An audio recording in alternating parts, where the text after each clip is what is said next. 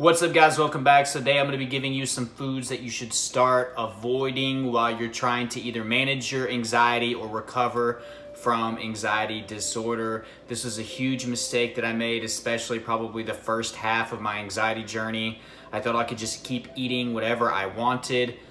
It was a big mistake, all right? So do me a huge favor and smash the like button down below if you're ready to kick anxiety in the butt. Leave me a comment. Let me know if you struggle with consuming any of these foods. Are there any of these foods that you've had to kick out of your diet? Also, let us know some foods that have helped you in regards to helping with anxiety. I'll probably make a separate video for that. But subscribe if you're new. Tons of videos like this to help you out with your anxiety recovery. Please be a part of the family today. Okay, guys, so the first one's a big one, all right? It's caffeine, all right? Obviously, this is coffee. I'm able to consume caffeine, which mainly is just in the form of coffee, now that I'm past my anxiety disorder and I don't have panic attacks. But back in the day, this stuff used to trigger me. Now, I wasn't a huge coffee drinker back in the day. If I did have coffee, it was very rarely with sugar and milk, which are also not good for anxiety. But I was a big soda drinker. There's tons of caffeine in soda. You add the sugar with it, it's an anxiety nightmare. Caffeine can be very triggering. It's gonna elevate your blood pressure, your heart rate, and you're gonna be a lot more sensitive to this big guy than what you were before, okay? Energy drinks, that might actually be the absolute worst thing that you can do if you have anxiety disorder, especially if you're dealing with panic attacks. Pre-workouts, I would stay away from those as well. The next thing that we need to start trying to avoid or at least cut out of our diet, and I know it can be hard, but sugar. Sugar in general is not really good for us if we don't have anxiety. But when you have anxiety, again, you're extremely sensitive to everything that you're putting in your body. And this is my kid's candy jar. I do not eat this stuff. Even though it looks delicious, I stay away from it. But anything that has a ton of sugar, so we're talking about candy, sugary sodas like I mentioned, snack cakes, hell, even some condiments like ketchup have lots of sugar. Again, you're gonna be very sensitive to sugar. So the sugar high and the sugar crash. Sugar high is gonna make you feel more jittery. It can be triggering if you have panic disorder. It's gonna probably increase the heart rate, increase some of the symptoms that you may be dealing with already. And then sugar crashes, all right? You're gonna feel sleepy, tired, lethargic, more fatigued, maybe have some symptoms of depression, all right? So the sugar high and the sugar crash, it is not worth it. The next one, guys, excessive sodium, okay? Keyword excessive. You do need a certain amount of sodium, all right? Look up the daily recommended amounts and stick with that. But a lot of us overdo it, and you may not realize it's making you retain more fluids, more water weight. It may be making your blood pressure higher, and that's what it really did for me. And you got to think about the foods that are associated with high amounts of sodium. A lot of processed food, a lot of fast food, a lot of fried foods, which are not good for you in general if you don't have anxiety. But again, you got to remember, we're sensitive to the things that we eat now more so than we were before we had anxiety. So that fried food is really not good for you, okay? So we want to cut down on sodium. The thing that I did was I just stopped adding salt to my food, and I just kind of went with whatever was in the product, which was probably still in the high side. But an easy way to cut down is just to stop pouring the salt on your food. I know not all of you are like that, but I was ever since I was a kid. It was a bad habit I picked up. I even put salt on my freaking cantaloupe and watermelon and some of my fruits. So it was a really hard habit for me to kick, but it definitely did make a difference. I felt like I wasn't as puffy. You know, I dropped a few water pounds and my blood pressure did go down a little bit. And for those of us that have anxiety, usually we have issues with our blood pressure at least being elevated. That can make us feel more anxious or trigger us. Okay, the next one, guys, is honestly most fruit juices, all right? If they're not freshly squeezed, then usually they have a lot of added sugar. I got a couple examples here. And guys, forgive me, I have 3 kids, all right? I'm not gonna rob them of their childhood, so I have a lot of bad things around the house. I don't consume these things. My wife rarely does, but my kiddos do, okay? Tons of sugar in these, and we may be deceived like apple juice, that should be really good for us. Well, let's look back here real quick, shall we? Per serving, 28 grams of sugar. That's terrible. That's pretty terrible, all right? So lots of added sugars in most of the juices. Orange juice is another big, huge myth. Again, especially if it's not freshly squeezed. There is so much freaking sugar in most orange juices. And we grow up thinking that's like the healthy way to start our day. Okay, guys, up next, Condiments, all right? Now, I'm not saying all condiments are bad. There are some healthier options, at least stick with that. But there's some super healthy options. For instance, certain oils and vinaigrettes and things that you can put on your salads. Let's start with the barbecue sauce, okay? Because this one even surprised me a little bit, all right? 2 tablespoons of barbecue sauce, which a lot of us that like barbecue sauce, we use a lot more than that, all right? 17 freaking grams of sugar. That's an eye-opener right there. America's most popular, all right, maybe the world's most popular condiment, ketchup, all right, Heinz, popular brand. 1 tablespoon of this has 4 grams of sugar, okay?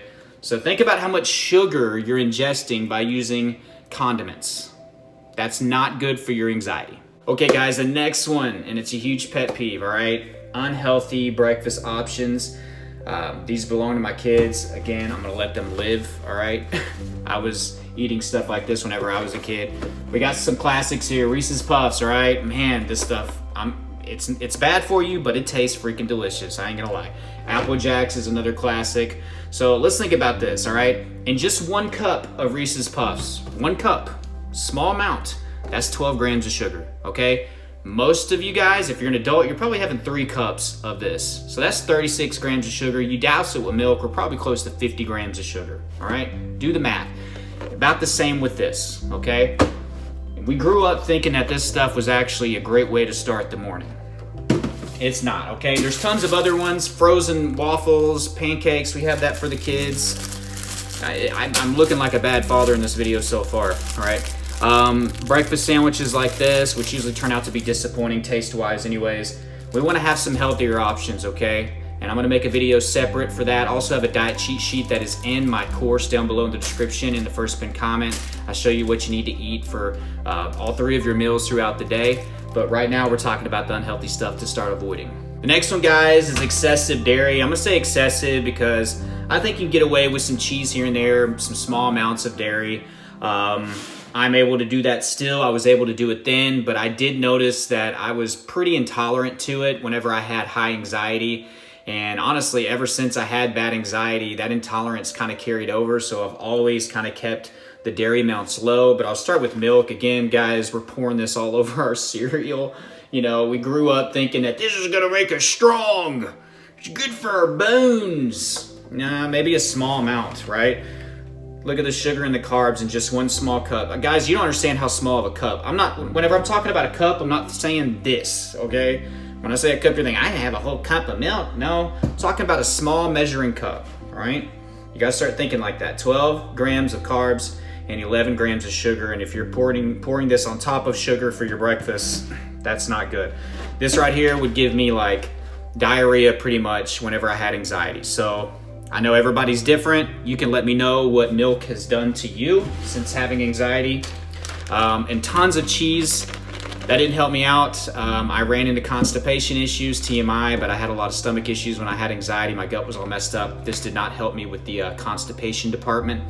And yeah, a lot of people have run into issues, but you can get away usually with some moderate to small amounts of cheese. And there's lots of other dairy products, guys. Ice cream was another one that I had to stop eating, not just because of the dairy, but because of the sugar as well. And also, guys, when it comes to the dairy, you can do your own research. I've seen mixed opinions.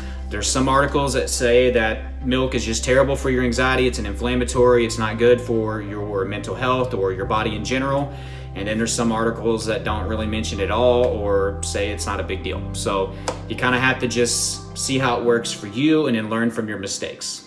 Guys, this next one, it's just kind of a personal thing, I guess, with me. Again, you'll find mixed articles or research about this.